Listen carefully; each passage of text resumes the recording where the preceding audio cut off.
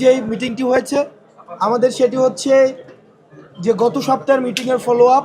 সেখানে হচ্ছে আজকে আমরা কয়েকটি বিষয়ে একমত হয়েছি। মোটা দাগে আমরা প্রথমত যে বিষয়ে একমত হয়েছি সেটি হচ্ছে যে জানুয়ারির লাস্ট উইক অথবা ফেব্রুয়ারির ফার্স্ট উইকের মধ্যেই আমরা চাই যে ডাকসু সহ সারা বাংলাদেশের ছাত্র সংসদ যে নির্বাচন সেই নির্বাচন শুরু হয়ে যাক।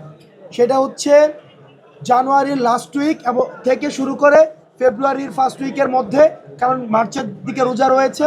আমরা চাই জাতীয় নির্বাচনের পূর্বেই এই যে ছাত্র সংসদ এবং হচ্ছে ডাকসু যে নির্বাচন সেই নির্বাচনটির মধ্য দিয়েই হচ্ছে এই অন্তর্বর্তীকালীন সরকারের যে নির্বাচন বা ছাত্র প্রতিনিধিত্ব নিশ্চিত করা এবং হচ্ছে জাতীয় রাজনীতি তথা হচ্ছে ছাত্র যে আমাদের দেখেছেন এই গণ অভ্যুত্থানটি ছাত্রদের নেতৃত্ব হয়েছে, এই ছাত্রদের নেতৃত্বকে লেজিটিমাইজ করার জন্য এবং ছাত্রদেরকে আমাদের দেখা গিয়েছে কি দীর্ঘ সময় আমাদের এই যে ডাকসু ইলেকশন বন্ধ করে রাখা হয়েছিল, পরবর্তীতে 2018-তে হয়েছে, সেটিও এক ধরনের কন্ট্রোলড ইলেকশন ছিল।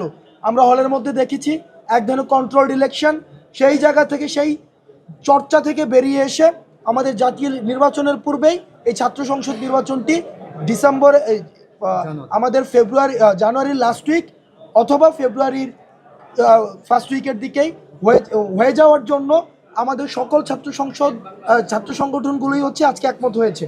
দ্বিতীয়ত সেটি হচ্ছে যে আমাদের যেই পূর্ববর্তী যে রাজনীতির ধারা ছিল, যে আমরা দেখেছি যে হল দখল করা, সিট বাণিজ্য, ক্যাম্পাসে শোডাউন পলিটিক্স, গ্যাস্ট্রোম গণরুম কালচার, শিক্ষক পলিটিক্স, শিক্ষকরা দেখা গিয়েছে যে তারা হচ্ছে ফুল টাইম পলিটিশিয়ান আর হাফ টাইম হচ্ছে টিচার।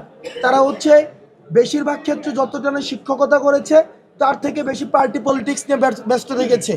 সেটির কারণে ছাত্রদের যে দাবিগুলো সেই ছাত্রদের দাবিগুলো কিন্তু প্রাধান্য পায়নি, যার কারণে শিক্ষার্থীদের থাকার জায়গাকে কম্প্রোমাইজ করে ক্যাম্পাসে বড় বড় ইমারত উঠেছে কর্মচারী এবং শিক্ষকদের জন্য, কিন্তু ছাত্ররা সেখানে রাস্তায় হচ্ছে বারান্দায় সেখানে ঘুমাতে হয় এবং মৃত্যুর কোলে ঝুঁকে পড়তে দেখা গিয়েছে। সুতরাং সিট সমস্যা সমাধানে এই বিষয়গুলো নিয়ে কথা হয়েছে এবং এই অতীতের রাজনীতির যে নেতিবাচক দিকগুলো সেই দিকগুলো নিয়ে আমরা একমত হয়েছি এবং সেগুলো সংস্কার করে কিভাবে লেজুর বৃত্তিহীন ক্যাম্পাসে ছাত্র সংসদ ভিত্তিক রাজনীতি হচ্ছে চালু করা যায়, যেখানে শিক্ষার্থীদের প্রতিনিধিত্ব নিশ্চিত থাকবে, সেগুলো নিয়ে আজকে আলোচনা করা হয়েছে।